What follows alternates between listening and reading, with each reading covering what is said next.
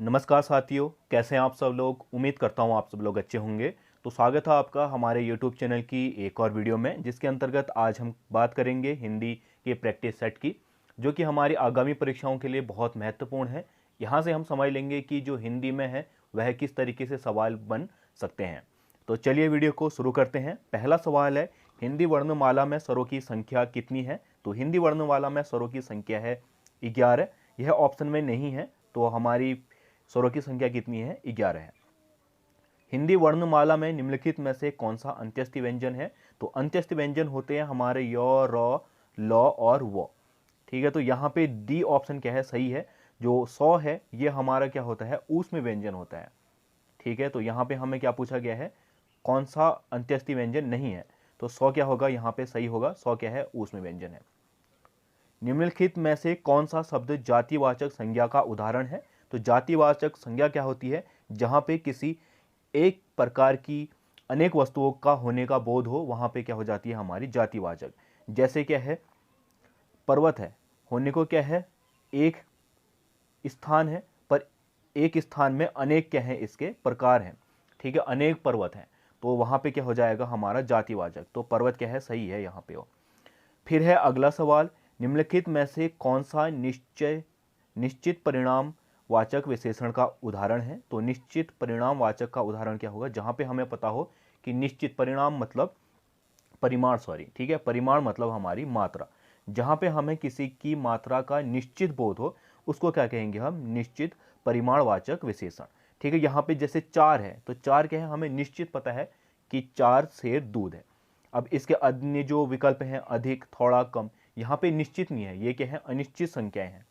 ठीक है, अनिश्चित मात्रा का पता चल रहा है, पर यहाँ पे जो ऑप्शन ए है, यहाँ पे हमें क्या पता चल रहा है, उसकी मात्रा का एक निश्चित पता चल रहा है। तो ऑप्शन ए क्या हो जाएगा, यहाँ पे सही हो जाएगा। निम्नलिखित में से कौन सा युग्म में सम्मिलित नहीं है। तो यहाँ पे पहले जो हमारा दे रखा है वह विशेषण है, और दूसरा विशेष्य है। विशेष्य क्या होता है, जो संज्ञा और सर्वनाम की विशेषता बताए। देखिए, आरंभिक का जो विशेष्य होगा, आरंभ होगा। ऐच्छिक का इच्छा, ईर्ष्यालु का ईर्ष्या, और आर्ट्स क्या है, यहाँ पे गलत है। ठीक है, ऑप्शन डी क्या हो जाएगा, यहाँ पे हमारा सही हो जाएगा। यहाँ पे पूछा क्या है, हमें सम्मिलित नहीं है, तो ऑप्शन डी क्या है, सम्मिलित यहाँ पे नहीं है।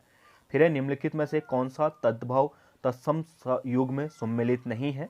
तो घी का क्या होता है, तत्सम रूप घृत होता है, ये सम्मिलित है।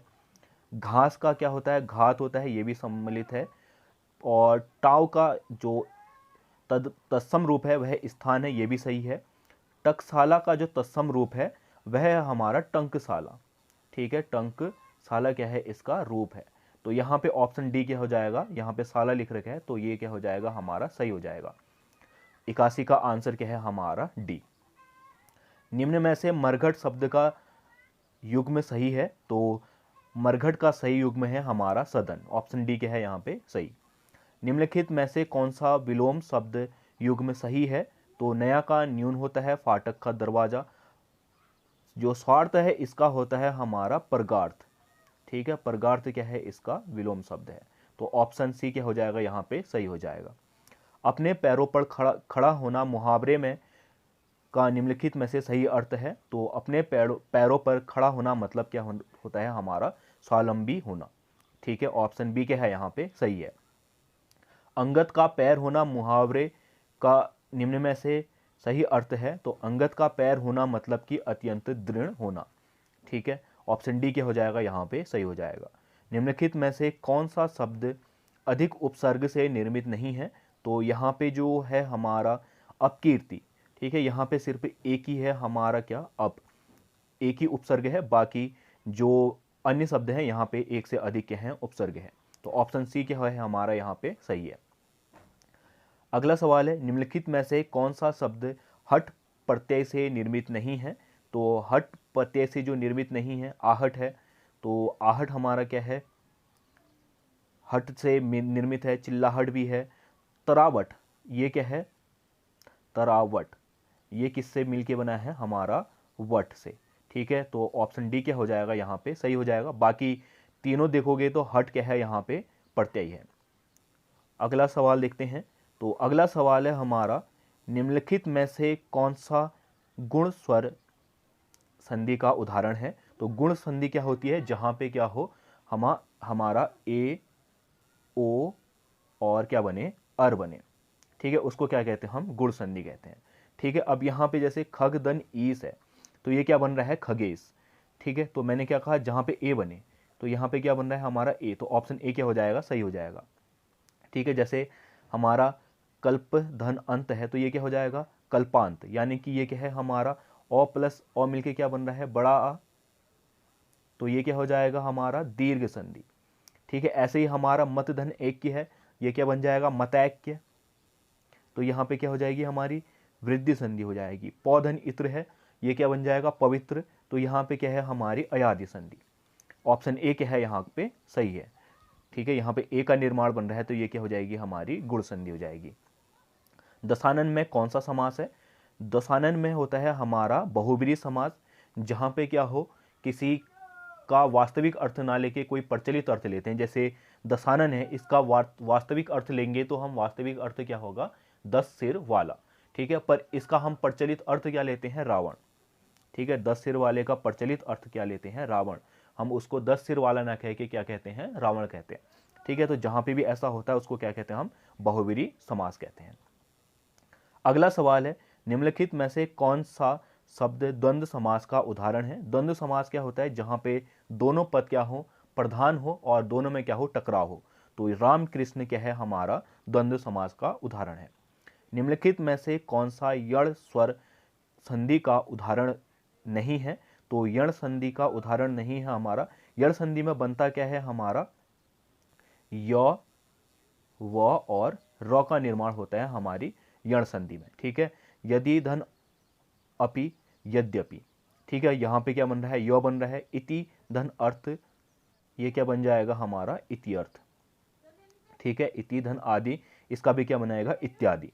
ठीक, पर यहाँ पे भी क्या बन रहा है हमारा, इत्यादि में भी य बन रहा है। गय धन अक, ये क्या बन जाएगा हमारा गायक।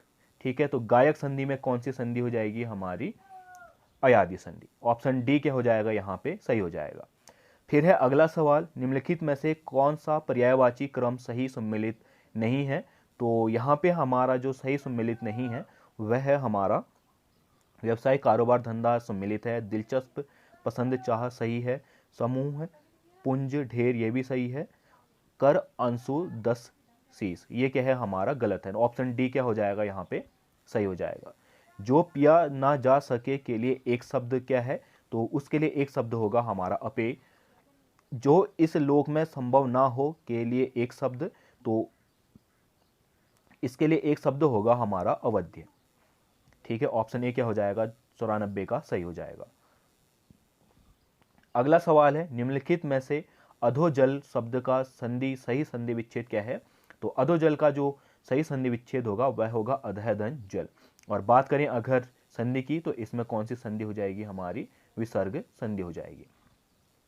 यदि किसी वाक्य में कई स्वतंत्र वाक्य का प्रयोग किया हो, तो निम्नलिखित में से कौन सा विराम चिन्ह प्रयोग किया जाता है। जब कहीं पे वाक्य में बहुत सारे क्या हो स्वतंत्र वाक्य आए, तो वहां पे हमारा जो विराम चिन्ह उपयोग होता है वह होता है अर्धविराम।